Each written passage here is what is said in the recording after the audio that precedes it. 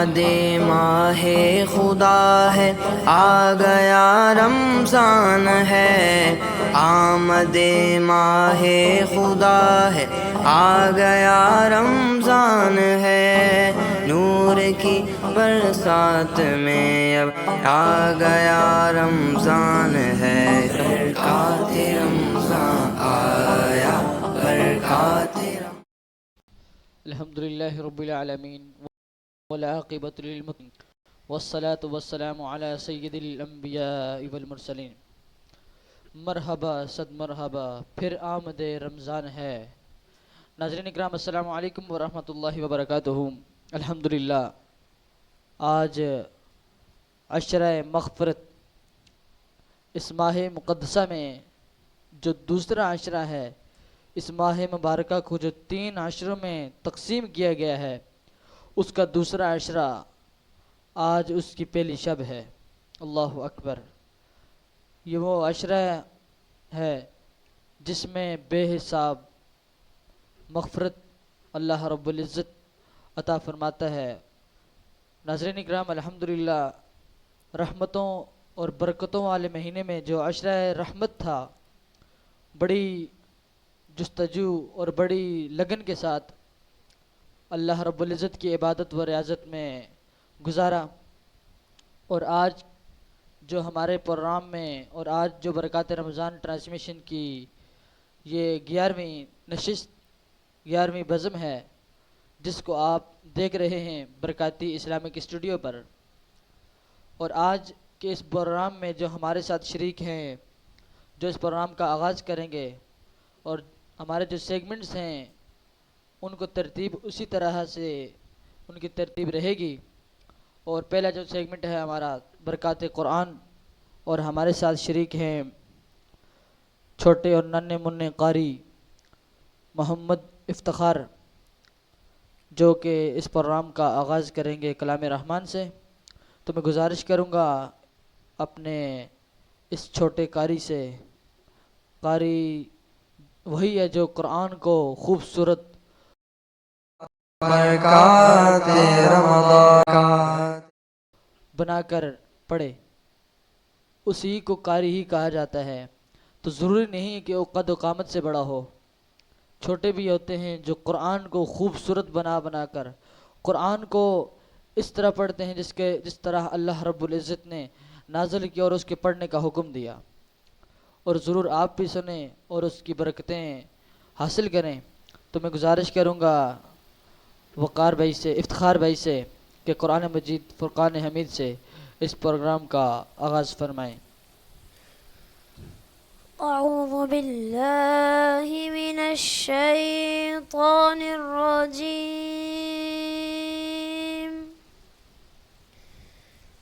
بسم اللہ الرحمن الرحیم۔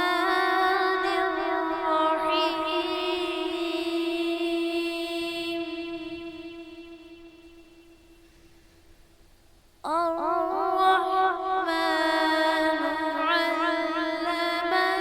علم القرآن،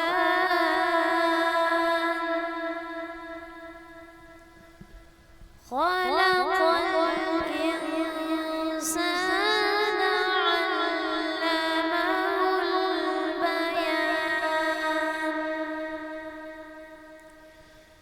الشمس والقمر بحسبان،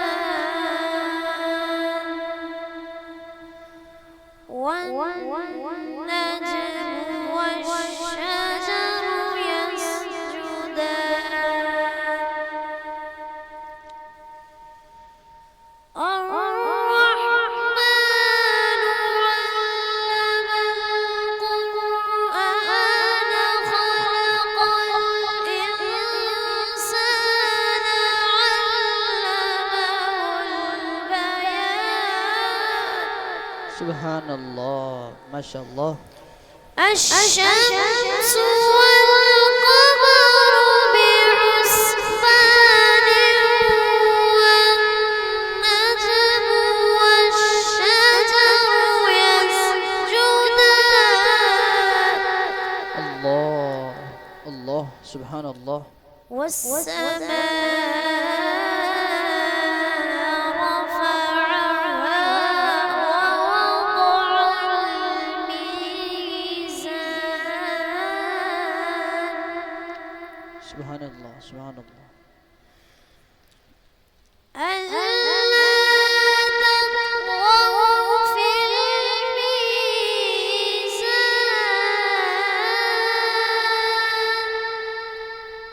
سبحان اللہ سبحان اللہ.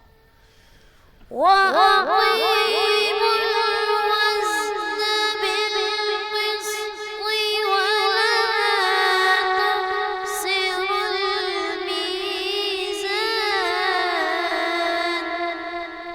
ماشاء اللہ ماشاء اللہ. والأرض وضعها للأنام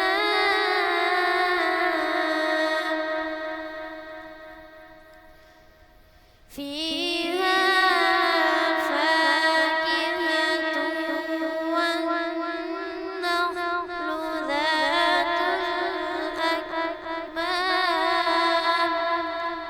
اللہ اللہ. والأرض وضعها للأنام فيها فاكهة والنخل ذات الأكمام ماشاء اللہ ماشاء اللہ. والحب ذو العصف والريحان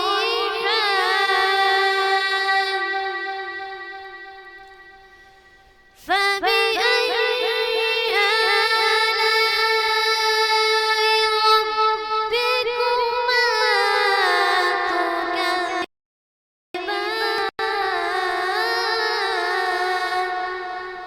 ماشاء اللہ ماشاء اللہ. والحب ذو العصف والريحان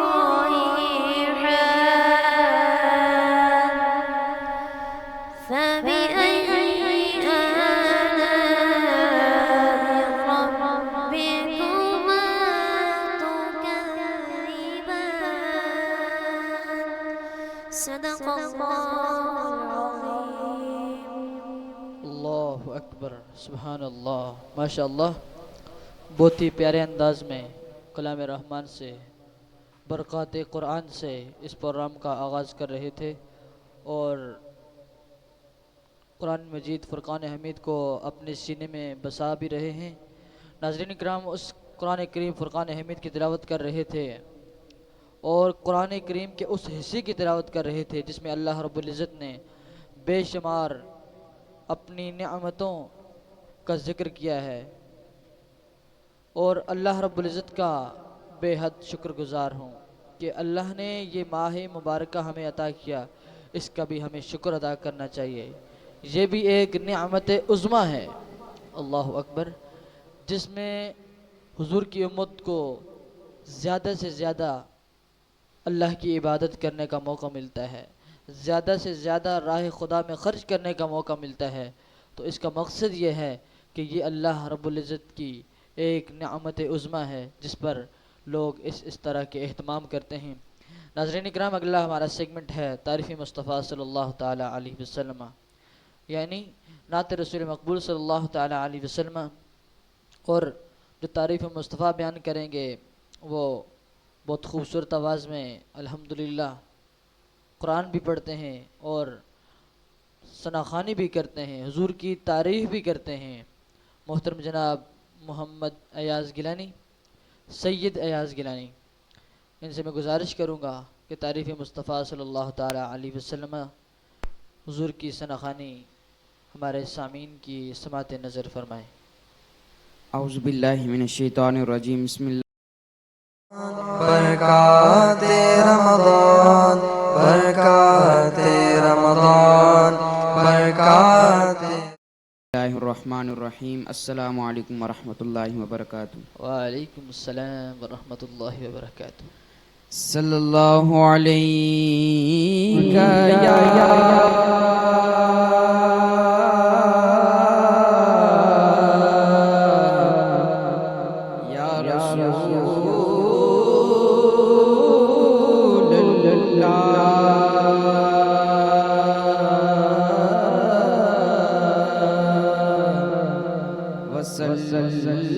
علیک یا حبیب اللہ صلی اللہ علیک یا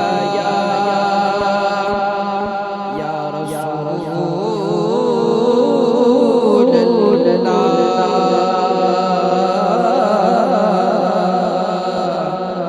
وسلم علیک یا حبیب اللہ نعمتیں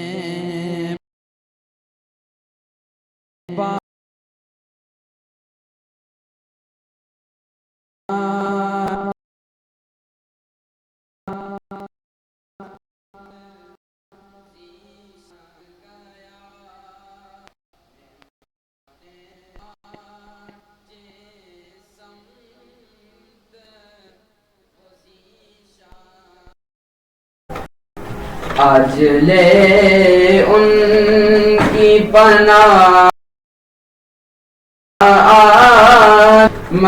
مانگن سے آج لے ان کی پناہ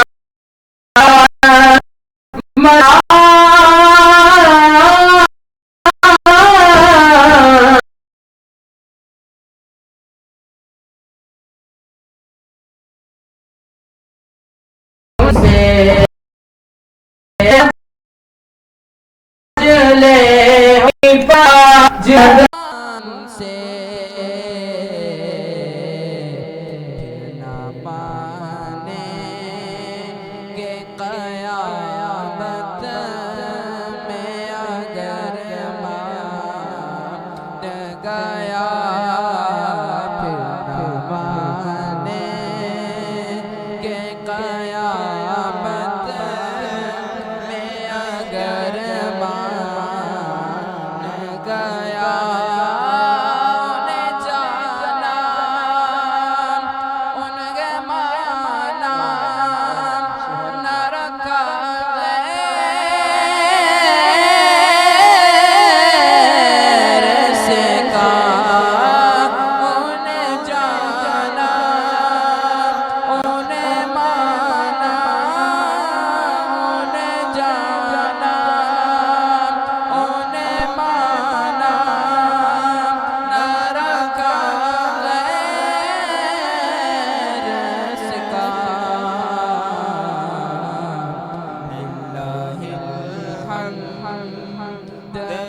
دنیا سے مسلمان گیا للہ الحمد میں دنیا سے مسلمان گیا ساتھ ہی رحمت کا قلم دان گیا وہ جس کے لیے محفل کونین سجی ہے وہ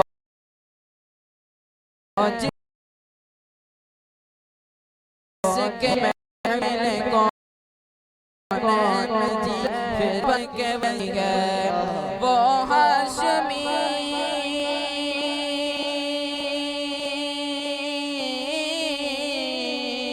وہ ہاشمی مکی مدنی العربی ہے وہ میرا نبی میرا نبی میرا نبی ہے وہ میرا نبی میرا نبی میرا نبی ہے وہ میرا نبی ہے وہ میرا نبی ہے وہ میرا نبی ہے وہ میرا نبی ہے احمد کے محمد کے وہی ختم رسل ہے احمد کے محمد کے وہی ختم رسل ہے مختوم مربی کے وہی والی کل ہے اس پر نظر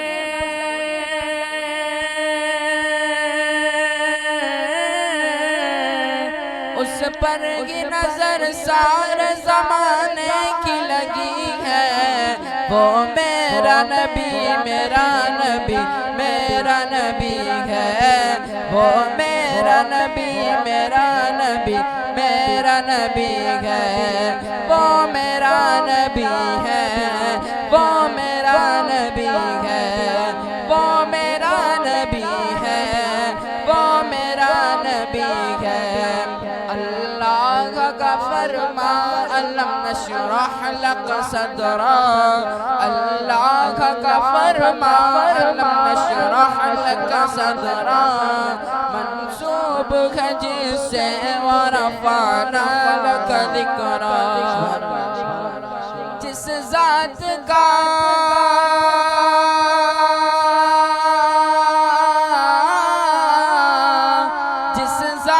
کا قرآن میں بھی ذکر جلی ہے وہ میرا نبی میرا نبی میرا نبی ہے وہ میرا نبی میرا نبی میرا نبی ہے وہ میرا نبی ہے وہ میرا نبی ہے وہ میرا نبی ہے وہ میرا نبی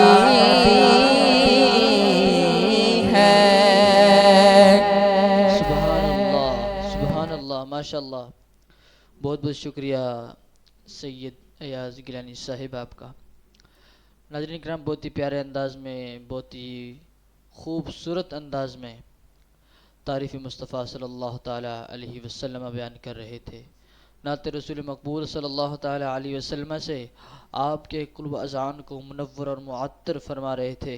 اللہ اکبر، بہت ہی پیاری نعت پڑھ رہے تھے۔ ناظرین اکرام اگلے سیگمنٹ کی طرف جا رہا ہوں جو ہے آپ کو معلوم ہوگا روحانی علاج برکات رمضان اور آداب وظائف، اور ہمارے ساتھ شریک ہیں اس پروگرام کی اس ٹرانسمیشن کی ٹیم کا ایک حصہ میری مراد قاری محمد کامران قادری سے۔ ان کا شکریہ کہ میں پورے پروگرام میں پورے ٹرانسمیشن میں ہوسٹنگ کر رہا ہوں، اور یہ ساتھ ساتھ ہمارے ساتھ شریک ہیں جو کہ روحانی علاج کے طور پر اور آداب وظائف آپ کی سماعت نظر کر رہے ہیں۔ تو ابھی میں ان کی بارگاہ میں یہی گزارش اور عرض کروں گا کہ آج کا بھی جو فرمان الہی فرمان مصطفیٰ کوئی جو ایسا وظیفہ لے کر آئے ناظرین کے لیے جو مفید ہو ان کے لیے، تو ان کی سماعت نظر فرمائیں۔ بسم اللہ والصلاة والسلام علی رسول اللہ۔ الحمدللہ، تو بھائی اللہ تبارک و تعالیٰ کے فضل و کرم سے ہم لوگوں تک اپنا یہ پیغام برکات اسلامک اسٹوڈیو کے ذریعے پہنچا رہے ہیں۔ آج ہم ایک بہت ہی منفرد اور یونیک ایک وظیفہ ناظرین کے لیے لے کے آئے ہیں۔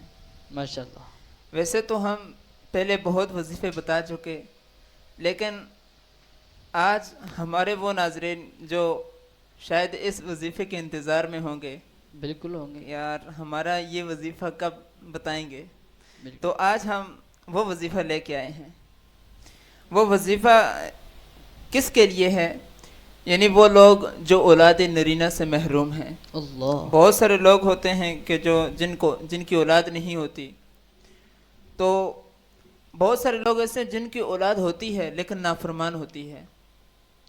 اللہ، اب ہر بندے کی چاہت ہوتی ہے اللہ تبارک و تعالیٰ مجھے اولاد نرینہ عطا فرمائے، تو آج ہم ان کے لیے بہت ہی اچھا اور بالکل اتھینٹک وظیفہ لے کے آئے ہیں۔ وہ وظیفہ یہ ہے کہ دونوں میاں اور بیوی 101 مرتبہ سورہ کوثر پڑھیں گے۔ اللہ، قرآن پاک کے 30ویں سبحان پارے کی صورت ہے، سب سے چھوٹی صورت ہے قرآن پاک کی، سب سے چھوٹی بالکل۔ صورت، تو اس کی تلاوت 101 مرتبہ کریں انشاءاللہ العزیز اللہ تبارک و تعالی ان کو اولاد نرینہ عطا فرمائے۔ سبحان اللہ ماشاء اللہ، بہت بہت شکریہ۔ ناظرین کرام، آپ نے سنا آج کا جو وظیفہ آپ کے لیے لے کر آئے ہمارے ہر دل عزیز محترم جناب کامران قادری صاحب، اور بہت ہی مختصر اور آسان وظیفہ ہے۔ وہ لوگ جو اللہ کی رحمت نعمت سے اللہ نے انہیں نہیں نوازا تو وہ ضرور اللہ کے اس فرمان پر عمل کریں، اللہ کی کتاب کے اس حصے کی تلاوت کریں تو اللہ رب العزت انہیں ان نعمت سے مالا مال فرمائے گا۔ ناظرین کرام، اگلے سیگمنٹ کی طرف جا رہا ہوں، جو ہے علماء کی گفتگو، جو ہے آپ کے مسائل کا حل، جو ہے آپ کے سوالات اور ہمارے جوابات۔ اور آج کے اس پروگرام میں جو مہمان ہیں علماء کرام، وہ دو شخصیت ہیں۔ برکات رمضان برکات ایک سے تو ہم آپ کے مسائل کے حل کے حوالے سے، سوالات و جوابات کے حوالے سے گفتگو کریں گے، اور ایک جو ہیں جن کے اسم گرامی ہے ابو حنیفہ حافظ محمد ریحان قادری صاحب۔ کوشش تو ہماری یہی ہے کہ پورے پروگرام جو ٹرانسمیشن پورا رمضان چلے گی یہ ہمارے ساتھ رہیں ان مسائل کے حوالے سے، تو انشاءاللہ رہیں گے۔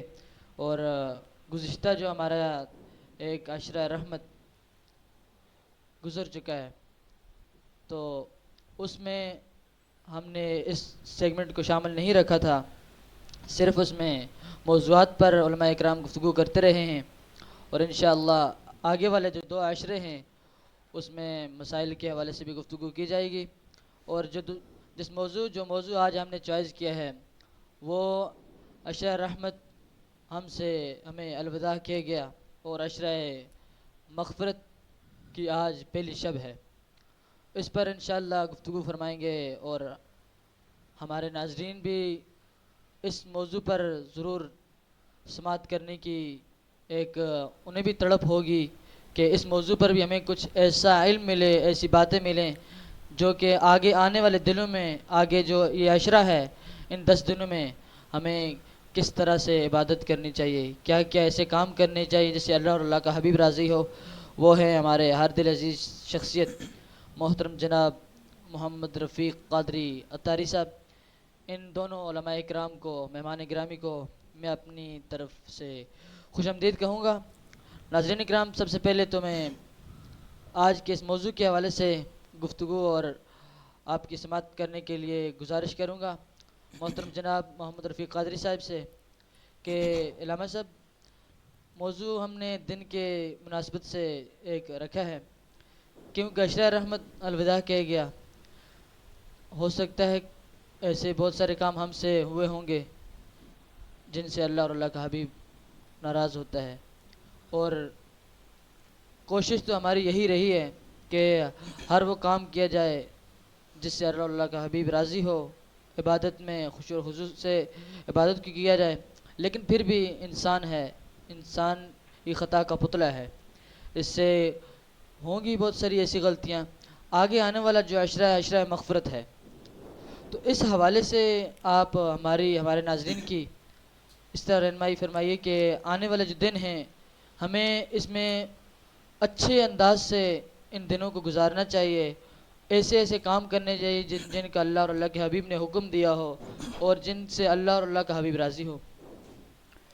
بسم اللہ الرحمن الرحیم، الصلاۃ والسلام علیک یا سیدی یا رسول اللہ وعلی آلک و اصحابک یا سیدی یا حبیب اللہ، الصلاۃ والسلام علیک یا سیدی یا رحمۃ للعالمین وعلی آلک و اصحابک یا سیدی یا خاتم النبیین۔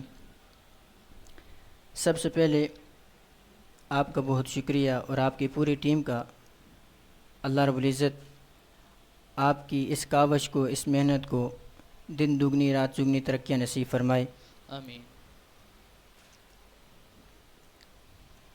جیسا کہ آپ نے عشرہ رحمت اور عشرہ مغفرت کے بارے میں جو مجھے ٹاپک کے بارے میں آگاہ کیا ہے،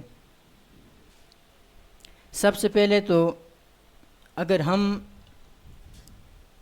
اللہ رب العزت کی کریم ذات کی اس کی رحمت کی طرف ہم نظر کریں تو وہ ذات اتنی کریم ہے، اللہ اتنی رحیم ذات ہے کہ ہماری وہم و گمان سے بھی آگے، بالکل ہمارے وہم و گمان سے بھی زیادہ۔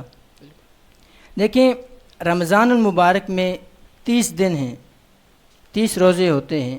اب پہلا عشرہ رحمت کا، دوسرا مغفرت کا، تیسرا نجات کا۔ بالکل اب اس ترتیب کو اگر ہم دیکھیں تو گویا کہ ہمیں یہ بتایا جا رہا ہے، سمجھایا یہ جا رہا ہے کہ پہلا جو عشرہ ہے اس میں ہم نے اس طرح سے اللہ رب العزت کی عبادت کرنی ہے تاکہ اللہ رب العزت کی رحمت ہماری طرف متوجہ ہو۔ اللہ سبحان اللہ، جب اللہ کی رحمت ہماری طرف متوجہ ہوگی، جب اللہ کی رحمت خاص اس کے بندے پر ہوگی تو دوسرا عشرہ جو مغفرت کا ہے، جب وہ عشرہ مغفرت کا شروع ہوگا تو اللہ رب العزت اس بندے کی پھر مغفرت فرما دے گا۔ اللہ سبحان اللہ، جس انداز سے ہم اللہ رب العزت کو راضی کرنے کی کوشش کریں گے، جس طریقے سے ہم اللہ رب العزت کی رضا کے متلاشی ہوں گے، اللہ رب العزت اسی انداز سے اللہ رب العزت، بلکہ ہم کوشش تھوڑی کریں گے، اللہ اپنی رحمت کے صدقے سے بڑھ کر ہمارا استقبال فرماتا ہے۔ سبحان اللہ، کوشش ہم کم کرتے ہیں لیکن اللہ رب العزت کی رحمت ہم پر زیادہ برستی ہے۔ بے شک اگر ہم جس طریقے سے ہم کوشش کریں گے اللہ رب العزت اس طریقے سے ہم پر اپنا فضل فرمائے گا۔ بے شک جیسا کہ پہلا جو حشرہ تھا رحمت کا وہ ہم سے الوداع ہو رہا ہے، اگر ہم اللہ رب العزت کی رحمت کو اور اس کی مغفرت، جو اللہ رب العزت اپنے بندوں کی جو بخشش فرماتا ہے، مغفرت کا جو مجدہ سناتا ہے، اگر ہم ان چیزوں پر نظر کریں تو ناظرین کرام اللہ رب العزت وہ کریم ذات ہے، وہ رحیم ذات ہے۔ حدیث قدسی ہے، پیارے آقا سید عالم صلی اللہ تعالیٰ علیہ وسلم نے ارشاد فرمایا، حضور فرماتے ہیں کہ اللہ رب العزت ارشاد فرماتا ہے، اللہ فرماتا ہے کہ بے شک میری جو رحمت ہے وہ میرے غضب پر غالب ہے۔ اللہ اب اس بات سے اندازہ لگایا جا سکتا ہے اللہ رب العزت اپنے بندوں پر کتنی رحمت فرماتا ہے۔ سبحان اللہ، اللہ رب العزت کے بندوں میں، انسانوں میں ظاہر سی بات ہے، الانسان مرکب من العصیان والنسیان، خطاؤں کا، بھول چول کا پتلا ہے انسان، یہ ان دونوں چیزوں سے مل کر بنا ہے۔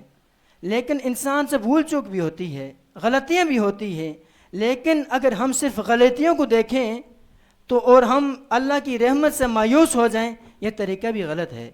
اگر ہم صرف اس کی رحمت پر ہی امید لگا کر بیٹھیں اور ہم اللہ سے اپنی بخشش کا سوال نہ کریں، یہ بھی غلط ہے۔ اس لیے جب تک ہم ان دو چیزوں کو پوری طرح سے ان پر عمل نہ کریں گے اس وقت تک ہمارا ایمان بھی مکمل نہیں ہوتا۔ اس لیے ایمان کے بارے میں کیا ہے، ایمان کس چیز کا نام ہے، کسے کہتے ہیں؟ الایمان ما بین الخوف والرجاء، دو چیزوں کی درمیانی جو کیفیت ہے، ایمان خوف اور رجا امید کے درمیانی جو کیفیت ہے، اس کو ایمان کہا جاتا ہے۔ سبحان اللہ، اب اللہ رب العزت کی رحمت سے امید بھی وابستہ ہونی چاہیے۔ اللہ رب العزت کو جب رحمت سے بندہ امید رکھے گا اور دوسری طرف سے اس کے خوف کو بھی اپنے اوپر لازم کرے گا، جب ان دونوں چیزوں کو بندہ تلاش کر لے گا، اپنے اوپر لازم کر دے گا، اللہ رب العزت اس کی ایمان کو مکمل فرما دے گا۔ سبحان اللہ، ماشاء اللہ، بندے کے ایمان کی تکمیل ان چیزوں سے ہوتی ہے۔ جب ان دونوں چیزوں سے بندہ محروم ہو جاتا ہے تو بندہ اپنے ایمان سے بھی محروم ہو جاتا ہے۔ سبحان اللہ، سبحان اللہ، اب ہم اللہ رب العزت کی رحمت کے کیا کہنے، ہم جتنا بھی سوچیں، ہماری سوچ اللہ رب العزت کی جہاں سے رحمت شروع ہوتی ہے اس ابتدا تک بھی ہماری سوچ نہیں پہنچ سکتی۔ بے شک اللہ رب العزت کی رحمت اتنی زیادہ وسیع ہے۔ حدیث مبارکہ میں آتا ہے، حضور سید عالم صلی اللہ تعالیٰ علیہ وسلم نے ارشاد فرمایا، دیکھیں اللہ رب العزت کی جو رحمت ہے نا، وہ اپنے بندوں کو، اللہ رب العزت اپنے بندوں کے لیے اس کی رحمت جو ہے وہ ایک بہانہ تلاش کرتی ہے کہ کس طرح سے اس کے بندوں کو نجات دی جائے، اللہ، کس طرح سے ان کے بندوں پر اپنی اللہ رب العزت اپنی رحمت کا، برکتوں کا نزول فرمائے۔ لیکن یہ ایک بندہ ہے، یہ ابن آدم ہے جو اپنے رب کو یاد نہیں رکھتا، مگر اللہ رب العزت اپنے بندوں کو ہر جگہ ہر وقت یاد رکھتا ہے۔ بے شک اللہ رب العزت علیہ قرآن مجید فرقان حمید میں یہاں تک کہ اللہ فرماتا ہے، ما یفعل اللہ بعذابکم، اے میرے بندوں میں تمہیں عذاب دے کر کیا کروں گا، بے شک مجھے عذاب دینے کا شوق نہیں ہے، ضرورت نہیں ہے مجھے عذاب دینے کی، بس میں اتنا چاہتا ہوں تم میری بارگاہ میں سجدہ ریز ہو جاؤ، سبحان اللہ، میں اتنا چاہتا ہوں تم مجھے یاد کرو، میرا ذکر کرو۔ عزیزان گرامی، صرف اتنا ہی نہیں، حضور سید عالم صلی اللہ تعالیٰ علیہ وسلم ارشاد فرماتے ہیں، پیارے آقا ارشاد فرماتے ہیں کہ جب بندہ مومن اپنے گناہ سے سچے دل سے توبہ کر لیتا ہے، اب وہ جب سچے دل سے توبہ کرتا ہے، اپنی آنکھوں سے وہ ندامت کے آنسو جب بہاتا ہے، تو اللہ رب العزت کی رحمت کو اتنا جوش آتا ہے، حضور فرماتے ہیں کہ اللہ رب العزت اس بندے کے گناہوں کو معاف فرما دیتا ہے۔ سبحان اللہ، یہاں تک نہیں، صرف معاف نہیں فرماتا، اللہ حضور فرماتے ہیں کہ اللہ رب العزت اس بندے کے گناہوں کو ایک معاف فرماتا ہے۔ فرمایا کہ اللہ رب العزت جس جگہ اس بندے نے گناہ کیا تھا اس جگہ سے بھی وہ گناہ کو بھلا دیتا ہے۔ سبحان اللہ، زمین کے جس حصے پر گناہ کیا تھا اللہ رب العزت اس زمین کے اس ٹکڑے سے گناہ کو بھلا دیتا ہے۔ سبحان اللہ، آسمان کے جس حصے کے نیچے گناہ کیا تھا اس آسمان کے اس حصے سے بھی گناہ کو بھلا دیتا ہے۔ سبحان اللہ، اور حضور فرماتے ہیں کہ فرشتے اس وقت اس کے گناہ کو دیکھ رہے تھے، لکھ رہے تھے، حضور فرماتے ہیں کہ ان فرشتوں سے بھی اس گناہ کو بھلا دیا جائے گا، سبحان اللہ، یہاں تک کہ اللہ رب العزت اس کی بخشش فرما دیتا ہے۔ ماشاء مجھے اس حدیث سے اگر ہم اندازہ لگائیں اللہ رب العزت کی رحمت کا، اللہ رب العزت کی رحمت کس طرح سے اپنے بندوں کے مغفرت کی متلاشی ہے۔ اللہ چاہتا ہے کہ میں اپنے بندوں کو بخشوں، اللہ چاہتا ہے میں اپنے بندوں کو معاف فرماؤں، لیکن ایک یہ جو بندہ ہے، ایک ہم ہیں جو ہر وقت اللہ کی نافرمانی کرتے ہیں، ایک ہم ہیں جو اللہ رب العزت کی ہر وقت نافرمانی کرتے ہیں، اس کو ناراض کرتے ہیں، ہم اس کو کبھی راضی کرنے کی کوشش نہیں کرتے۔ اللہ، ہمارا رب وہ رب ہو کر یہ چاہتا ہے کہ میں بندے کو بخش دوں، ہم بندے ہو کر یہ نہیں چاہتے کہ ہمیں رب ہمارا بخشے۔ ہم صرف امید رکھتے ہیں، ہم یہ چاہتے ہیں کہ ہم بیٹھے بیٹھائے نہیں، اللہ معاف فرما دے گا، یقیناً اللہ معاف فرما دے گا، یہ بات حقیقت ہے، اللہ معاف فرمائے گا۔ لیکن اسی بات پر اگر ہم تکیہ کر کے بیٹھ جائیں، مجھے بتائیں، حالانکہ اس پوری دنیا میں، پوری کائنات میں سب سے عظیم ترین جو ہستی ہیں وہ ہمارے پیارے آقا علیہ الصلوۃ والسلام کی ذات ہیں، جن کے صدقے سے اللہ رب العزت نے دنیا آخرت کو ہر چیز کو پیدا فرمایا۔ بے شک، جب پیارے آقا علیہ الصلوۃ والسلام کے خوف کا کیا عالم تھا، حالانکہ ان کے صدقے سے جنت کو بنایا ہے، ان کے لیے تو کوئی لازم تو نہیں تھا، اگر وہ نہ بھی کرتے، وہ اتنے اعمال، اتنے نیکیاں، اتنے رات دن کا قیام سجود یہ نہ بھی کرتے تو ان کے لیے کوئی اتنا وہ ضروری تو نہیں تھا، لیکن دیکھیں اپنی امت کی رہنمائی کے لیے، اپنی امت کی تربیت کے لیے پیارے آقا علیہ الصلوۃ والسلام صرف فرض نہیں ادا فرمایا کرتے تھے، سبحان اللہ، بلکہ حضور علیہ الصلوۃ والسلام راتوں کو اٹھ کر اللہ رب العزت کی عبادت کرے کرتے تھے، بے شک اللہ، صرف فرائض سر انجام نہیں دیتے تھے بلکہ راتوں کو اٹھ کر نوافل ادا کیا کرتے تھے، اور نوافل کتنا ادا کیا کرتے تھے، اتنا زیادہ کیا کرتے تھے، اللہ رب العزت نے اسپیشل، اللہ رب العزت نے حضور کے بارے میں، حضور کی سیرت کے بارے میں اللہ رب العزت نے سورت عطا فرمائی، نازل فرمائی، اللہ، اللہ نے پھر سورہ مزمل نازل فرمائی، یا ایھا المزمل قم اللیل الا قلیلا نصفہ او انقص منہ قلیلا او زد علیہ ورتل القرآن ترتیلا۔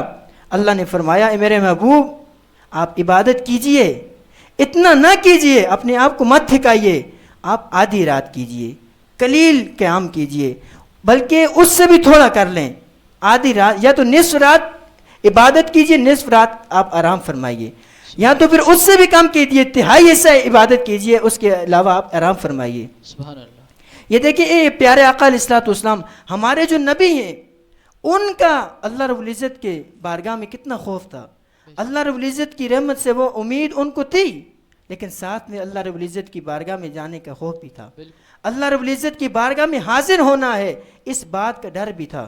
اللہ ہماری تربیت کے لیے دیکھیں وہ نبی ہو کر، وہ ہمارے نبی ہو کر اتنے اس حالت تک، اس کیفیت تک اللہ رب العزت کی عبادت کرتے ہیں، لیکن آج ہم امتی ہو کر اللہ رب العزت کو بھلا دیتے ہیں۔ ہم امتی ہو کر نہ تو اپنے نبی کو یاد رکھتے ہیں، نہ ہم اپنے نبی کی سیرت کو یاد رکھ پاتے ہیں، نہ تو ہم اللہ رب العزت کی رحمت کو یاد رکھ پاتے ہیں۔ بے شک، عزیزان گرامی، اللہ رب العزت کی کتنی کریم ذات ہے، اتنی کریم ذات ہے کہ ہم اس بارے میں ہمارے پاس الفاظ تو ہیں ہی نہیں، ایسے کوئی الفاظ ہی نہیں ہے جس سے ہم اللہ کی رحمت کا احاطہ کر سکیں۔ اللہ اکبر۔ بنی اسرائیل میں ایک شخص رہتا تھا، وہ بہت گناہ گار تھا، گناہ کیا کرتا تھا، وہ نیکی نہیں کرتا تھا، اچھے کام نہیں کرتا تھا۔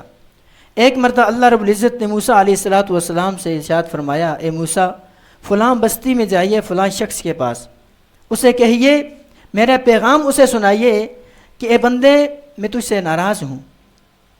جب موسیٰ علیہ السلام اس بندے کے پاس آئے، فرمایا، اے بندے اللہ رب العزت تجھ سے ناراض ہے۔ اللہ فرماتا ہے دوبارہ اگر تو گناہ کرے گا تو میں تجھ پر عذاب نازل کر دوں گا۔ اللہ اکبر۔ اب اس بات سے اندازہ لگائیں یہ کتنی ایک بہت بڑی، جب عذاب کی بات آ جائے تو کتنی سخت بات ہے، کتنی سخت وعید ہے، اور جب یہ کسی خاص بندے کی طرف آ جائے تو اس سے بڑھ کر کوئی بڑی وعید نہیں ہو سکتی۔ اب جب اس بندے کو یہ بات معلوم ہوئی، اسے پتہ چلا، وہ بندہ اس شہر کو چھوڑ کر وہ بیابان میں چلا گیا، جنگل میں چلا گیا۔ جب جنگل میں گیا اکیلا تھا، وہاں صرف وہ تھا تو اس کا رب جان رہا تھا، اس کا رب دیکھتا تھا، دنیا کی کوئی مخلوق نہیں تھی۔ جب وہ جنگل میں گیا، وہ اللہ رب العزت کی بارگاہ میں اللہ رب العزت کے سامنے ہم کلام ہو گیا۔ اب وہ بولتا تھا، اللہ رب العزت کی ذات سنتی تھی۔ اس نے عرض کی، یا مولا کیا میں اتنا گناہ گار ہوں، میرے گناہ اتنے زیادہ ہو گئے ہیں کہ تیری رحمت کم پڑ چکی ہے؟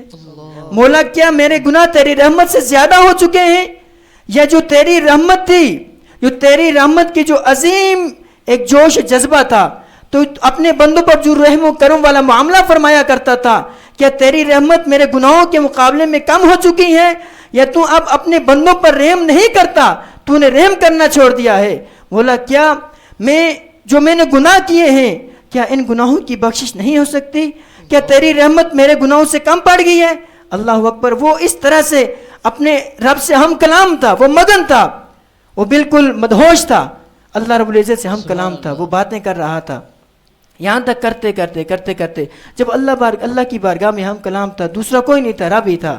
اللہ رب العزت نے موسیٰ علیہ السلام کی بارگاہ میں آپ پر وحی نازل فرمائی، فرمایا، اے موسیٰ دوبارہ اس شخص کے پاس جائیے، اس شخص کے پاس حاضر ہوئیے، اسے کہہ دیجئے، اے بندے تو نے اللہ رب العزت کی رحمت کی حقیقت کو جان چکا ہے، تو اللہ رب العزت کی معرفت تجھے حاصل ہو چکی ہے، تجھے پتہ ہے کہ اللہ رب العزت کی رحمت کتنی وسیع ہے۔ جب تو اس کی رحمت کی وسعت کو جان چکا ہے تو بندے جا، تجھے میری طرف سے خوشخبری ہے، اگر تو اتنے گناہ بھی کر لے کہ تیرے گناہوں سے اگر زمین کا حصہ پر بھی ہو جائے، جا میرے بندے میں تب بھی تجھے معاف کر دوں گا۔ اللہ اکبر۔ اب اس حدیث مبارکہ سے، اس واقعے سے آپ اندازہ لگا سکتے ہیں اللہ رب العزت کی ذات کتنی کریم ذات ہے، کتنی رحیم ذات ہے۔ اگر وہ صرف اللہ کی رحمت جو ہے نا وہ بہانہ ڈھونڈتی ہے، کسی طرح سے میرا بندہ میری بارگاہ میں حاضر ہو۔ اب دیکھیں انسان کی زندگی میں مختلف طرح کے منازل آتی ہیں، بہت کسی شخص پر الگ الگ طرح کے مصائب آتے ہیں، پریشانیاں آتی ہیں، دکھ آتے ہیں، تکلیف آتی ہیں، لیکن یہ پہلی بات تو یہ ہمارے گناہوں کی وجہ سے آتی ہے۔ دوسری بات کہ یہ آزمائش کے طور پر آتی ہیں، جب ہم گناہ زیادہ کرتے ہیں، جب ہم بالکل اللہ رب العزت کی ذات کو بھول جاتے ہیں، تو اللہ رب العزت ہمیں کسی طرح سے تکلیف میں ڈال کر، دکھ میں ڈال کر، مصیبت میں ڈال کر، کسی بھی طرح سے اللہ رب العزت ہم پر مصیبت میں مبتلا کر کے، ہمیں آزمائش میں ڈال کر اللہ رب العزت ہمیں اپنی بارگاہ کی طرف بلاتا ہے۔ کیونکہ اللہ رب العزت جب خوشی عطا فرماتا ہے بندے کو تو بندہ اپنی اوقات سے باہر ہو جاتا ہے، حد تجاوز کر جاتا ہے، اس وقت بندہ اپنے رب کو یاد نہیں رکھتا، لیکن جب غمی آتی ہے فوراً اللہ کی بارگاہ میں سجدہ ریز ہو جاتا ہے، فوراً اللہ کی بارگاہ میں ہاتھوں کو اٹھا لیتا ہے، مولا کرم فرما دے، مولا مجھ سے گناہ ہو گئے، میرے کام آسان فرما دے، میرے حالات ٹھیک کر دے۔ جب بندے کے اوپر پریشانی آتی ہے، دکھ آتا ہے، تکلیف آتی ہے، جب وہ آزمائش میں آتا ہے تب اسے رب یاد آتا ہے۔ اللہ رب العزت آزمائش اس بندے پر نازل کر کے پھر اللہ رب العزت بندے کو اپنی قریب لانا چاہتا ہے۔ ہم سمجھتے ہیں ہم پر مصیبت آئی، اللہ اکبر، معاذ اللہ، ہم اللہ رب العزت کی بارگاہ میں اس کی اللہ رب العزت کی رحمت پر طنز کرتے ہیں، اس طرح کی باتیں کرتے ہیں۔ کیونکہ ہم گاؤں دیہات میں رہتے، وہاں کی اکثر گاؤں کی عورتیں یا گاؤں کے جو لوگ ہیں جو علم نہیں رکھتے ان باتوں کا، اکثر ان کی زبانوں پر یہ جملے جاری ہوتے ہیں کہ اللہ رب العزت، یار یہ اللہ نے ہمارے ساتھ یہ ایسا کیوں کیا، اللہ رب العزت ہماری دعا کو سنتا ہی نہیں ہے۔ حالانکہ ایسا نہیں ہے، اللہ تو فرماتا ہے کہ میں تمہارے قریب ہوں، تمہاری التجاؤں کو سنتا ہوں، میں سن بھی رہا ہوں، دیکھ بھی رہا ہوں، میرے بندوں مانگو تو صحیح، کیا مانگتے ہو؟ سبحان اللہ کی رحمت روزانہ ندائیں لگاتی ہے۔ بے شک اب حدیث مبارکہ میں آتا ہے، موضوع بہت طویل ہو جائے گا، کہ اللہ کی رحمت روزانہ، ویسے تو ایک خاص جیسے شب برات ہے، شب قدر ہے، یہ خاص جو راتیں ہیں ان میں تو جیسے سورج غروب ہوتا ہے اس وقت سے اللہ کی رحمت ندائیں لگانا شروع ہوتی ہے۔ اللہ رب العزت اپنے شایان شان آخری آسمان پر، 7ویں آسمان پر آ جاتا ہے، آسمان دنیا پر تشریف لے آتا ہے، وہ اپنے بندوں کی طرف نگاہ رحمت فرماتا ہے، پھر صدائیں لگاتا ہے کوئی مانگنے والا میں اس کی ماں کو پورا کروں، بے شک ہے کوئی سوال کرنے والا اس کے سوال کو پورا کیا جائے، ہے کوئی مغفرت طلب کرنے والا میں اس کو بخش دوں، ہے کوئی رحمت کا متلاشی میں اس پر اپنا رحم و کرم نازل فرماؤں۔ بے شک لیکن اس کے باوجود بندہ مومن کو اس طرف توجہ ہی نہیں ہے، بالکل اس طرف ہم متوجہ ہی نہیں ہوتے۔ اب دیکھیں یہ تو خاص ایام کی بات تھی، لیکن ہر روز طلوع فجر کے وقت، جب فجر کا وقت طلوع ہوتا ہے، فجر کے وقت اللہ رب العزت کی رحمت 7ویں آسمان پر جلوہ گر ہوتی ہے۔ اللہ اب اللہ کی رحمت روزانہ فجر کے وقت یہ ندائیں لگاتی ہے کوئی مانگنے والا میں اسے عطا کروں، بے شک ہے کوئی سوال کرنے والا اس کے سوال کو میں پورا کروں، ہے کوئی رحمت طلب کرنے والا میں اسے رحمت کا اپنی اس پر رحمت برساؤں، ہے کوئی مغفرت طلب کرنے والا میں اس کو بخش دوں۔ لیکن کیا اللہ رب العزت کی رحمت ندائیں لگاتی ہے، اور جن کو مغفرت کی ضرورت ہے، جن کو بخشش کی ضرورت ہے، جس کو رحمت کی ضرورت ہے، وہ بندے سو رہے ہیں، وہ بندے غفلت کی نیند سو رہے ہیں۔ اللہ رب العزت کی رحمت متلاشی ہے، کسی طرح میرا بندہ میرے بارگاہ میں آئے، بے شک لیکن نہیں، ایک ہم ہیں جو اس طرف آنا ہی نہیں چاہتے، ایک ہم ہیں جو اس کے باوجود اللہ رب العزت کے اتنے فرامین، اتنی رحمتوں کے باوجود بھی اس کی نافرمانی کرتے ہیں۔ مجھے بتائیں، حدیث قدسی ہے، اللہ رب العزت ارشاد فرماتا ہے، اے ابن آدم، اے میرے بندے، تو میرا رزق کھا کر میری نافرمانی کرتا ہے، میری دی ہوئی نعمتیں استعمال کر کے کھا پی کر میری نافرمانی کرتا ہے۔ اے میرے بندے، میری نعمتیں، میں نے تجھ پر نعمتیں برسائی، طرح طرح کی نعمتیں دی، اس کے باوجود تو میری ناشکری کرتا ہے۔ اللہ اکبر۔ عزیزان گرامی، اگر ہم اس بات کی طرف صرف سوچیں، صرف اسی ان احادیث پر، اللہ رب العزت کی ان مبارک فرامین پر اگر ہم نظر دوڑائیں، عزیزان مکرم، ہمارے سدھرنے کے لیے، ہمارے صراط مستقیم پر چلنے کے لیے اتنی آیات کافی ہے، اتنی احادیث ہی کافی ہیں۔ اگر ہم اللہ رب العزت کی رحمت کے حقیقی طور پر متلاشی بن جائیں، واللہ اللہ رب العزت کی رحمت سے کوئی پھر نا امید نہ ہو تو اس کی رحمت سے کوئی مایوس نہ ہو۔ اللہ رب العزت کبھی اپنے بندے کو مایوس نہیں کرتا، بالکل جتنا بڑا گناہ کار کیا نہ ہو۔ حضور سید عالم صلی اللہ تعالیٰ علیہ وسلم یہاں تک فرماتے ہیں کہ بندہ مومن جب گناہ کرتا ہے، پہلے گناہ کرتا ہے، پھر اسی گناہ کے ذریعے جنت میں جاتا ہے۔ اب بتائیں، حضور کا فرمان ہے، بندہ گناہ بھی کرے، اس کے باوجود اسی گناہ کے صدقے سے وہ جنت میں بھی جائے۔ یا رسول اللہ، یہ ماجرا کیا ہے، وجہ کیا ہے، گناہ کے ذریعے بندہ کیسے جنت میں جا سکتا ہے؟ حضور فرماتے ہیں کہ جب بندہ گناہ کرتا ہے، پھر وہ اللہ رب العزت کی بارگاہ میں اپنے ندامت کے ساتھ اپنے آنسو بہاتا ہے۔ جب وہ اپنے اشک ندامت بہا دیتے اللہ کی بارگاہ میں شرمندگی کے ساتھ، اللہ کی بارگاہ میں جب بندہ شرمندہ ہو جاتا ہے، اللہ رب العزت کی رحمت کو جوش آتا ہے، اللہ رب العزت پھر اس کی مغفرت فرما دیتا ہے۔ سبحان اللہ، جو گناہ کیا تھا اس کے ذریعے اللہ رب العزت اسے جنت عطا فرما دیتا ہے۔ سبحان اللہ۔ مجھے بتائیں، اس سے بڑھ کر اور ہمیں کیا چاہیے؟ حضور سید عالم صلی اللہ تعالیٰ علیہ وسلم ارشاد فرماتے ہیں، پیارے آقا فرماتے ہیں کہ جنت کے 7 دروازے ہیں، سبحان اللہ۔ ان میں سے ہر ایک دروازہ صبح بند ہوتا ہے، ہر دن مطلب بند بھی ہوتا ہے، کھلتا بھی ہے، لیکن ایک دروازہ ایسا ہے جو ہمیشہ کھلا رہتا ہے، کبھی بند نہیں ہوتا۔ سبحان اللہ۔ وہ دروازہ کون سا ہے؟ وہ توبہ کا دروازہ ہے۔ اللہ۔ وہ توبہ کا دروازہ کبھی بھی بند نہیں ہوتا، ہمیشہ کھلا رہتا ہے. ماشاءاللہ. اب صرف وہ اپنے اللہ رب العزت اس دروازے کو اس لیے کھلا رکھتا ہے کہ وہ اپنے بندوں کی طرف سے یہ متلاشی ہے رب بھی کہ میرا بندہ میری طرف آئے اور رحمت کا متلاشی بنے. بے شک. مجھ سے وہ مغفرت طلب کرے، مجھ سے توبہ کرے تاکہ وہ اس دروازے سے آسانی سے داخل ہو سکے. سبحان اللہ. اس کا رحمت ہر وقت چھما چھم اپنے بندوں پر برسا رہا ہے، وہ اس کی رحمت برس رہی ہے ہم پر، لیکن ہم غفلت کی نیند سو رہے ہیں. بے شک. ہم غفلت کی نیند سو رہے ہیں. اور حدیث مبارکہ میں آتا ہے کہ بندہ مومن جیتے جاگتے زندہ بھی ہوتا ہے، مردہ بھی ہوتا ہے. بندے مومن کی مثال زندہ کی طرح بھی ہے، مردہ کی طرح بھی ہے. حدیث مبارکہ میں مفہوم ہے کیسے؟ جو شخص اللہ رب العزت کا ذکر کرتا ہے وہ ہمیشہ زندہ رہتا ہے، بے شک. اور جو اللہ رب العزت کی یاد سے محروم ہو جاتا ہے وہ انسان چلتا پھرتا مردہ ہے. بے شک. اب مجھے بتائیں، جب ہم چلتے پھرتے مردے ہیں، اللہ رب العزت کا ذکر ہم نہیں کرتے، تو مجھے بتائیں اب ہم پھر اللہ رب العزت کی رحمت سے اتنی امید کس لیے لگا کر بیٹھے ہیں؟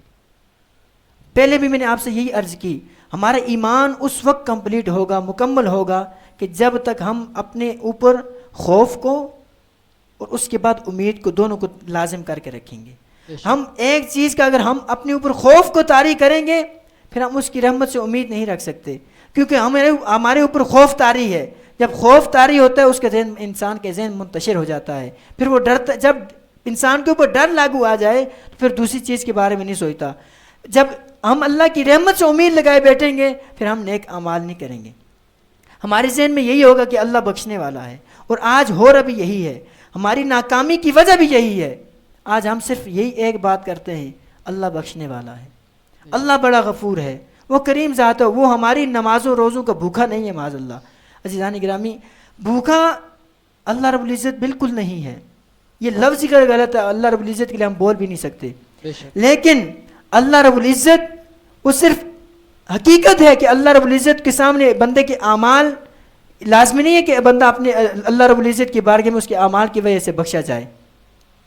ہمارا جو باطن ہے نا، باطن، اگر ہمارا باطن صاف نہیں ہے تو ہمارے اعمال کسی کام کے نہیں ہیں. بظاہر ہم جتنے سجدے کریں، جتنے روزے رکھ لیں، اگر ہمارا اخلاص نہیں ہے ہمارے ساتھ، نیت ہماری خالص نہیں ہے، ہمارے اعمال کام نہیں آئیں گے. بے شک. اب بنی اسرائیل کے ایک شخص تھا، اس پر ایک واقعہ عرض کرتا ہوں. وہ شخص جب ایک مرتبہ نماز کے لیے کھڑا ہوا، وہ شروع سے الحمدللہ رب العالمین جب قرات شروع کرتا ہے یہاں تک وہ پہنچتا ہے ایاک نعبد و ایاک نستعین. اس آیت پر پہنچتا ہے، اس کے دل ہی دل میں گمان آتا ہے، وہ سوچتا ہے مولا میں تیری ہی عبادت کرتا ہوں، تجھ ہی سے مدد چاہتا ہوں. جب اس کے دل میں یہ گمان آتا ہے، اللہ کی رب العزت کی طرف سے غیب سے آواز آتی ہے، اے بندے تو جھوٹ بول رہا ہے. اللہ اکبر.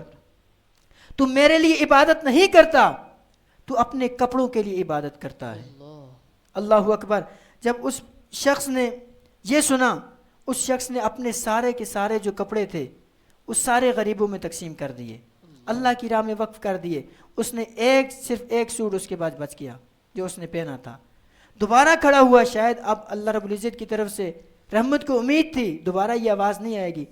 پھر دوبارہ جب اس آیت پر پہنچا ایاک نعبد و ایاک نستعین، مولا میں خاص تیری ہی عبادت کرتا ہوں اور تجھ سے ہی مدد چاہتا ہوں. اللہ رب العزت کی بارگاہ سے پھر آواز آئی، اے میرے بندے تو جھوٹ بول رہا ہے، تو میرے لیے عبادت نہیں کرتا بلکہ ان بندوں کے لیے عبادت کرتا ہے، تو لوگوں کی عبادت کرتا ہے. اللہ اکبر. وہ بندہ پھر حیران ہو گیا، پھر وہ جنگل میں چلا گیا. جب جنگل میں پہنچا تو پھر اللہ رب العزت کی بارگاہ میں حاضر ہو گیا.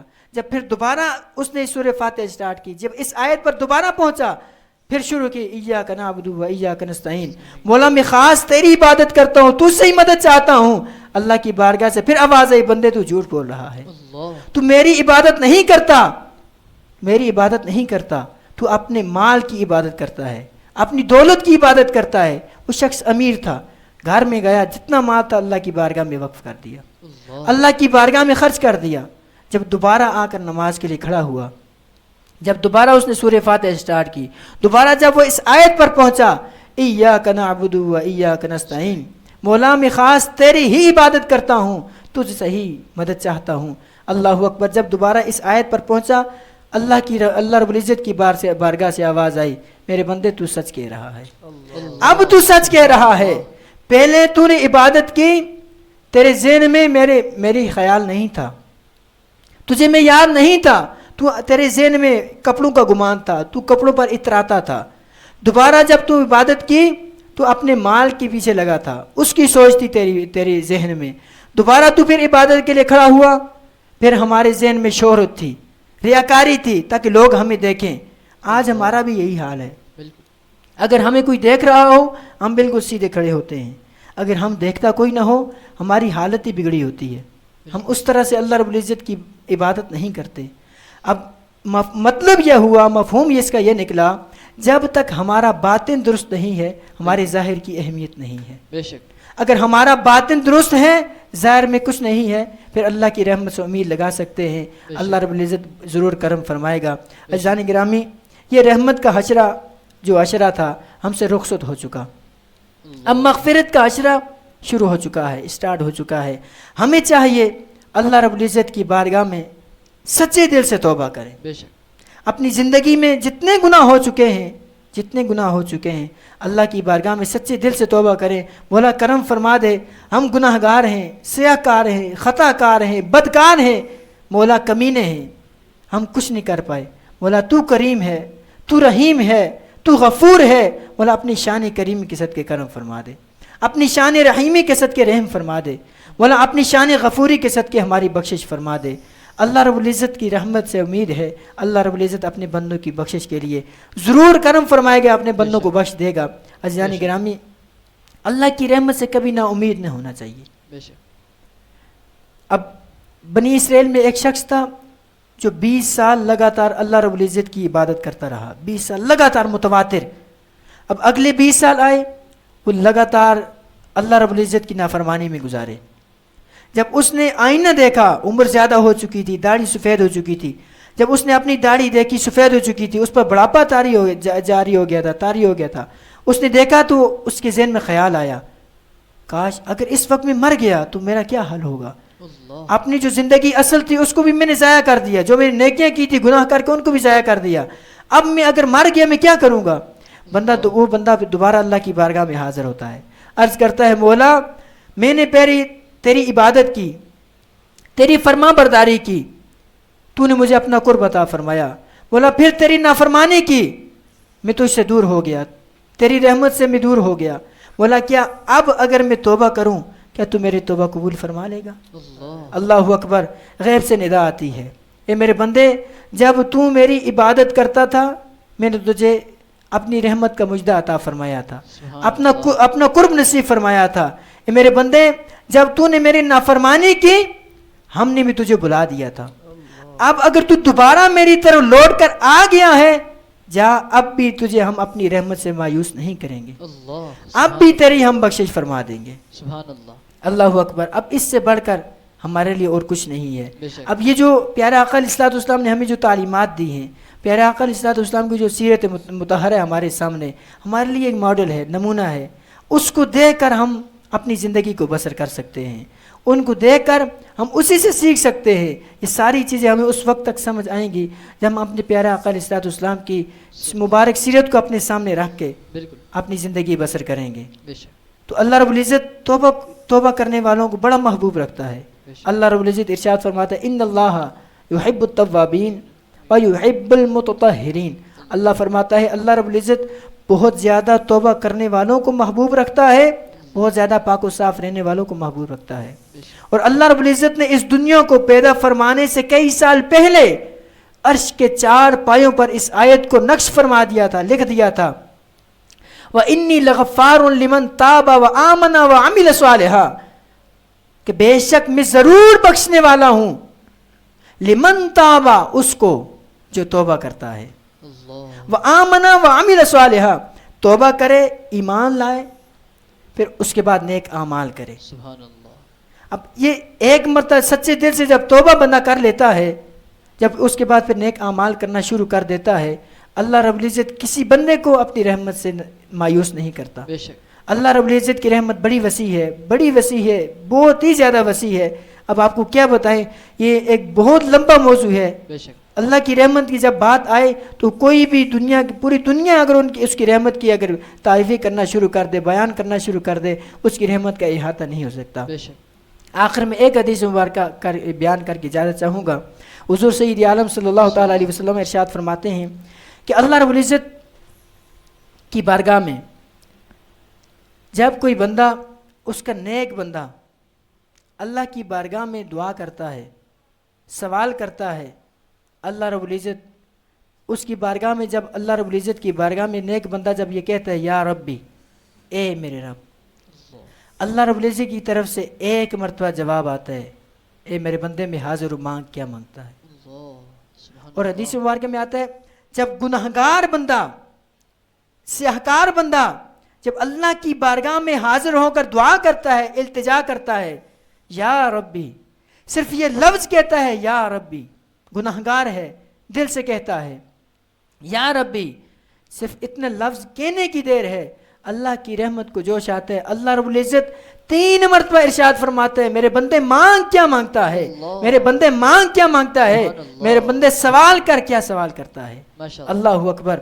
اب اس سے بھی آگے ایک حدیث مبارکہ میں آتے ہیں اللہ رب العزت 70 مرتبہ آگے سے جواب دیتے ہیں، 70 مرتبہ جواب دیتے ہیں، میرے بندے مانگ کیا مانگتا ہے، میں معاف فرمانے والا ہوں. اللہ اکبر. اس حدیث سے ہم اندازہ لگا سکتے ہیں گناہگار شخص جب اللہ کی بارگاہ میں عرض کرے، وہ اللہ رب العزت کی بارگاہ میں سوال کرے، اللہ رب العزت 70 مرتبہ جواب عنایت فرمائے. ایک نیک شخص اگر سوال کرے 1 مرتبہ جواب عنایت فرمائے. مجھے بتائیں، صحابہ نے پوچھا یا رسول اللہ ماجرا کیا ہے، ایک نیک شخص ہے، اس کی وہ نیکی اتنی زیادہ ہے، وہ پھر بھی اس کی 1 مرتبہ جواب اللہ رب العزت عنایت فرماتا ہے.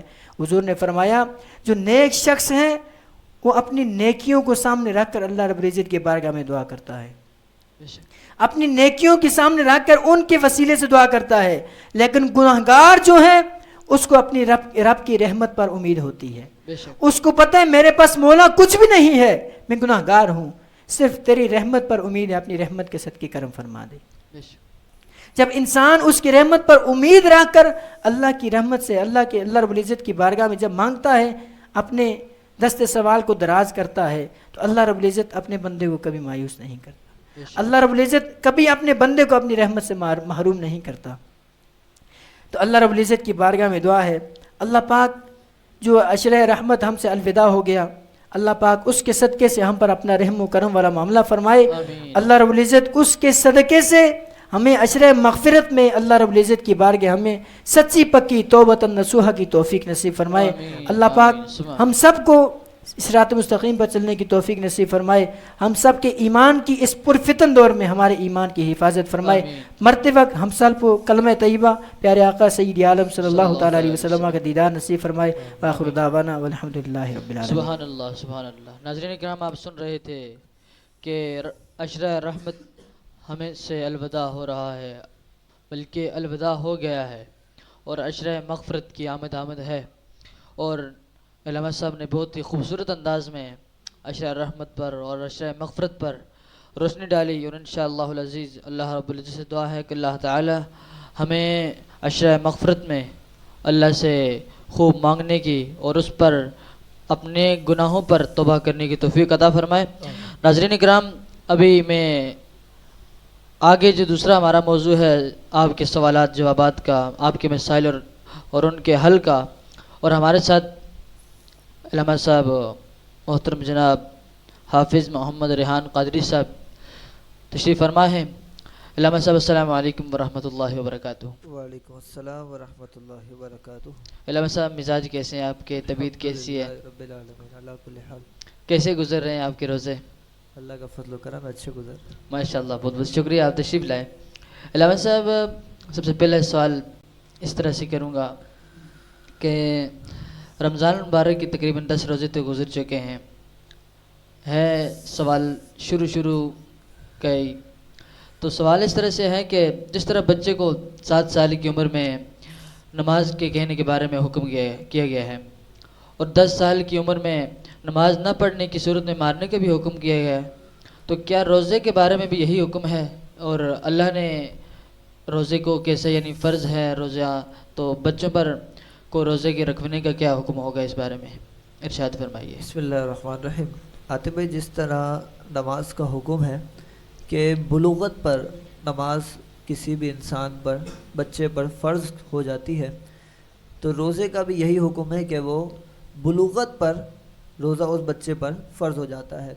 7 سال کی عمر سے علماء نے اس وجہ سے والدین کو کہا گیا ہے کہ وہ ایک تربیت فرمائے اپنے بچے کی، تاکہ عموماً جو بچہ ہے وہ 12 سال کی عمر تک بالغ ہو جاتا ہے، اور جو بچی ہے وہ 10، 9 اس طرح سال کی عمر میں بلوغت کی عمر تک پہنچ جاتی ہے۔ سبحان اللہ۔ تو بچہ جو ہے اس کو 7 سال کی عمر سے نماز کی جانب راغب کرنے کا حکم اس وجہ سے دیا گیا ہے تاکہ وہ آہستہ آہستہ نماز کو پڑھے۔ پھر بچہ ہے، کبھی چھوڑ دیتا ہے، کبھی پڑھتا ہے، کبھی چھوڑ دیتا ہے، تو 7، 8، 9، 10 یہ 4 سال جو اس کے ہیں وہ پراپر طریقے سے اگر کبھی پڑھے کبھی چھوڑے، اس طرح اس کی عادت ایک بن جائے گی، اور جب عادت بن جائے گی اس کی تو وہ نماز پر اس وقت تک عادی بن چکا ہوگا جب اس کی بلوغت کی عمر قریب آ جائے گی۔ اور 10 سال کی عمر میں اسے سختی کرنے کا حکم اس وجہ سے ہے کہ اس کی بلوغت کی عمر بالکل قریب پہنچ چکی ہوتی ہے۔ اب اگر بچے کو اس کا نماز کا عادی نہیں بنایا گیا تو وہ ظاہر ہے بلوغت کی عمر میں نمازیں چھوڑنا، قضا کرنا شروع کر دے گا، اور اس کا گناہ اس بچے کے اوپر بھی ہوگا کہ اس بچے نے اس چیز کا علم نہیں حاصل کیا تھا، اور اس کے والدین کے اوپر بھی ہوگا، اس بچے کے اوپر اس طرح بھی ہوگا کہ اس نے علم بھی حاصل نہیں کیا، اور اس بچے پر اس طرح بھی ہوگا کہ اس کے اوپر فرض تھا، اس نے فرض کو ساکت کر دیا، چھوڑ دیا، اور والدین پر اس کا گناہ اس طرح ہوگا کہ والدین کو معلوم تھا ہمارا بچہ ہے، اس کی تربیت ہمارے ذمہ ہے، اور ان بچوں کے اوپر والدین نے سختی نہیں کی، اس چیز کا عادی نہیں بنایا جس چیز کا والدین کو علم تھا کہ بچے کے اوپر یہ ہمارے دین کی طرف سے، ہمارے اسلام کی طرف سے، ہماری شریعت اور مذہب کی طرف سے، ہمارے رب ذوالجلال کی طرف سے یہ چیز فرض ہونی ہے۔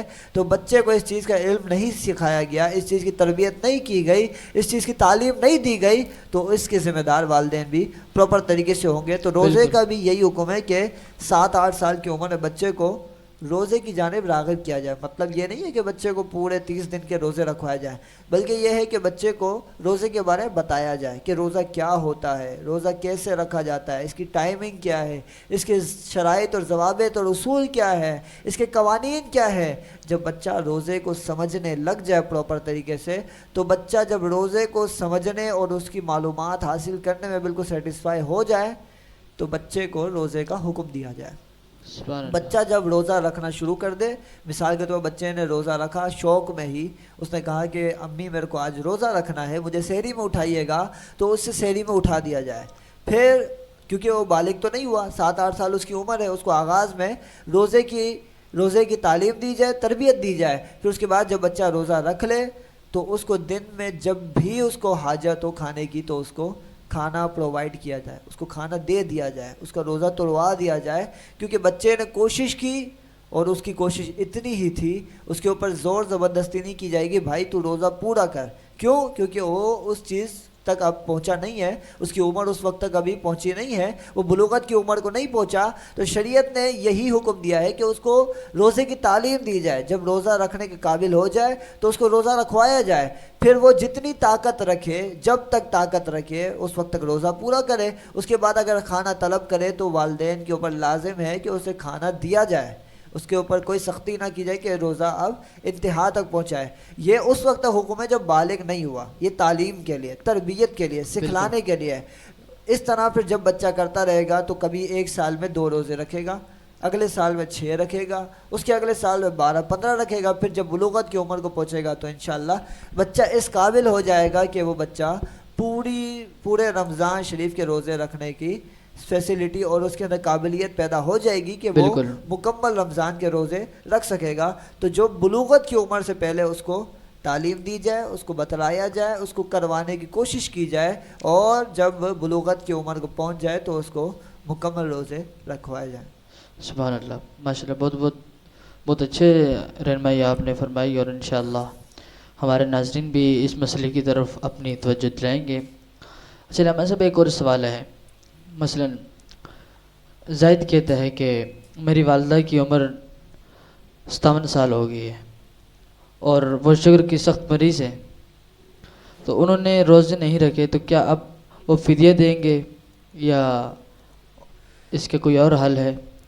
کسی بھی قسم کی بیماری کا روزے کی حالت میں حکم یہ ہے کہ اگر ایسی بیماری ہے کہ ایسا ڈاکٹر، ہر ڈاکٹر نہیں، ایسا ڈاکٹر جو دین کی سمجھ بھی رکھتا ہو، دین کے احکامات کو باریکی سے جانتا ہو، مطلب عالم دین نہ ہو، لیکن یہ ہے کہ مکمل ایسا بھی نہ ہو کہ بالکل دین سے نہ آشنا ہو، نیوٹن قسم کا ڈاکٹر ہو، ڈاکٹر بھی ہو ساتھ میں دین کی حساسیت کو بھی جانتا ہو کہ کون سی چیز کتنی اہم ہے۔ مثال کے طور پر کچھ ڈاکٹر ایسے ہوتے ہیں، ہم نے دیکھے ہیں کہ بندہ ذرا سا بیمار ہوتا ہے، وہ پیشنٹ کو کہتا ہے جناب تم نے نماز بیٹھ کر پڑھنی ہے، کھڑے ہو کر نہیں پڑھنی، حالانکہ زخم ایسا نہیں ہوتا، بیماری ایسی نہیں ہوتی، تو وہ ڈاکٹر ہی صحیح رہنمائی کر سکتا ہے جو دل میں خوف خدا بھی رکھتا ہوگا، دین کی حساسیت بھی رکھتا ہوگا، دین کے بارے میں اس کے لیے اہمیت بھی ہوگی، اور وہ ایک قابل احترام ایک ڈاکٹر، اچھا ہنرمند ڈاکٹر بھی ہوگا، تو اور اسپیشلسٹ بھی ہونا ضروری ہے۔ ایسا نہیں کہ آپ نے دین کے معاملات کو دیکھا اور ڈاکٹر ایسا تھا کہ وہ مرض کو پہچانتا ہی نہیں تھا تو آپ کا غلط علاج کر دے، تو دین یہ بھی نہیں کہتا۔ دین کہتا ہے کہ آپ ہر چیز کا پراپر طریقے سے آپ رہنمائی لیں اور اسپیشلسٹ کے پاس جائیں، کیونکہ وَلَا تُلْقُوا بِأَيْدِيكُمْ إِلَى التَّهْلُكَةِ، قرآن مجید کا حکم ہے کہ اپنے آپ کو ہلاکت میں نہ ڈالو۔ بے شک۔ آپ بیمار ہوتے ہو تو ظاہر سی بات ہے اسپیشلسٹ سے آپ اس کے پاس جاؤ، اس سے رہنمائی حاصل کرو۔ تو وہ شوگر ہو یا کوئی بھی بیماری ہو، اگر پیشنٹ کے اندر اتنی قابلیت نہیں ہے کہ وہ روزہ رمضان المبارک کا رکھ سکے تو وہ روزہ چھوڑ سکتا ہے رمضان میں۔ مثال کے طور پر اگر شوگر کا پیشنٹ ہے، ڈاکٹر نے اس کو کہا ہے کہ آپ لگاتار 30 روزے رکھ نہیں سکتے، آپ 2 رکھیں پھر 1 چھوڑیں، پھر 2 رکھیں پھر 1 چھوڑیں، تو آپ کے لیے یہی فرض ہوگا کہ آپ 2 چھوڑیں پھر 2 رکھیں پھر 1 چھوڑیں، جیسی ڈاکٹر نے رہنمائی کی۔ اب ایسا نہیں آپ پورا مہینہ روزہ نہیں رکھیں گے، ڈاکٹر نے جیسا کہا ہے کہ آپ 2 رکھ سکتے ہیں، آپ کی بیماری کے اندر اتنی گنجائش ہے آپ 2 رکھ سکتے ہیں پھر 1 چھوڑیں گے، تو وہ 2 رکھیں گے آپ، پھر جتنی گنجائش ہے وہ چھوڑ دیں گے، شریعت نے آپ کو یہ رخصت دی ہے۔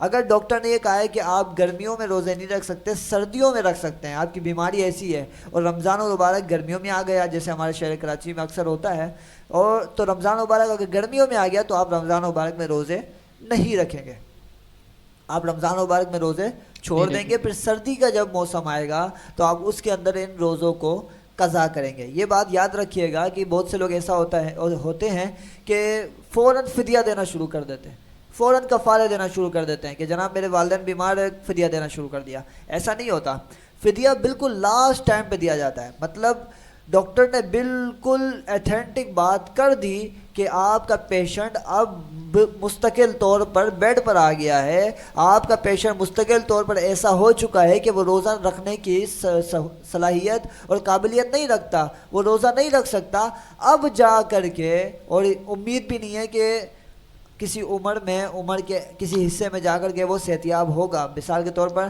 عمر بڑھ گئی ہے، زیادہ ضعف آ گیا ہے، بیماری بھی ایسی ہے کہ اب ریکوری کی کوئی امید نہیں بچتی، تو ڈاکٹر نے کہہ دیا ہے، بالکل ایتھینٹک ہو چکا ہے، ثابت ہو گیا ہے، اب جا کر کے وہ فدیہ دے گا۔ لیکن پھر بھی اللہ تعالیٰ نے کرم کر دیا، کبھی کسی کی دعا سے، کسی بھی علاج سے، وہ کسی عمر کے اندر جا کر کے وہ پیشنٹ ٹھیک ہو گیا، وہ جو کسی دور میں روزہ رکھنے کی صلاحیت نہیں رکھتا تھا، وہ کسی دور میں جا کر کے پھر ٹھیک ہو گیا، اللہ نے اس پر کرم کر دیا، وہ ٹھیک ہو گیا، روزہ رکھنے کی صلاحیت اس کے اندر آ گئی، تو اب وہ فدیہ جو پہلے دے چکا تھا وہ کام نہیں آئے گا، وہ اس کو دوبارہ سے روزے قضا کرنے ہوں گے جتنے روزے وہ چھوڑ چکا تھا۔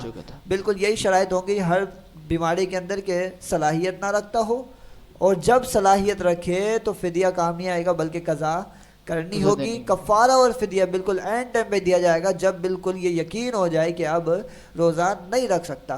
جس چیز کی رہنمائی ڈاکٹر کریں گے اس کے اوپر ہی چلا جائے گا، چاہے موسم ہو، چاہے اس کی بیماری ہو، چاہے کوئی سہولت مل جائے بیماری کی وجہ سے، ڈاکٹر کے دینے کی وجہ سے، تو جو ڈاکٹر رہنمائی کرے گا شریعت میں بھی اتنی ہی رخصت اس کو پرووائڈ کی جائے گی۔